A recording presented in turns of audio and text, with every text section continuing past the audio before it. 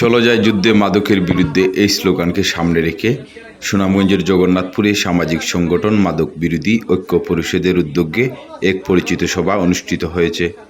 গতকাল রাত 9টায় জগন্নাথপুর বাজারের আরএফসি পার্টি সেন্টারে আয়োজিত সভায় মাদক বিরোধী ঐক্য পরিষদ জগন্নাথপুর উপজেলা শাখার সভাপতি ইহাদি সারোয়ার লিমান ভূঁইয়ার সভাপতিত্বে যুগ্ম সাধারণ সম্পাদক আলী হোসেনের সঞ্চালনায় শুরুতেই পবিত্র কোরআন থেকে তিলাওয়াত করেন সহসভাপতি এনামুল বিন ইসলাম। বক্তব্য রাখেন সিনিয়র সহসভাপতি জিল্লুর রহমান, সহসভাপতি শেখ আব্দুল ওয়াদুদ, সহসভাপতি এম শামীম আহমদ, সহসভাপতি আবুল হাসান চৌধুরী, সাধারণ সম্পাদক অলিউর রহমান অলি, সহসভাপতি শাহজাহান সিদ্দিকী, প্রচার ও মিডিয়া সম্পাদক সাংবাদিক আলী হোসেন খান, সদস্য নুরুল হক প্রমুখ। এ সময় বক্তারা সমাজ থেকে মাদক নির্মূলে জনসচেতনতা বৃদ্ধি, যুব সমাজের সম্পৃক্ততা করা এবং মাদকের বিরুদ্ধে ঐক্যবদ্ধ সামাজিক আন্দোলন গড়ে তোলার উপর গুরুত্বারোপ করেন।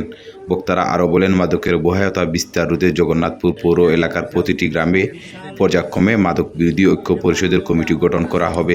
পাশাপাশি মাদকের বিরুদ্ধে জনসচেতনতা বৃদ্ধি, সামাজিক প্রতিরোধ গড়ে তোলা এবং প্রশাসনের সহযোগিতায় পৌর শহরকে মাদক মুক্ত করার লক্ষ্যে সমন্বিতভাবে কাজ করার প্রত্যয়ন ব্যক্ত করেন। সভায় সংগঠনের বিভিন্ন পর্যায়ের নেতৃবৃন্দ, সদস্যবৃন্দ, স্থানীয় গণ্যমান্য ব্যক্তি উপস্থিত ছিলেন।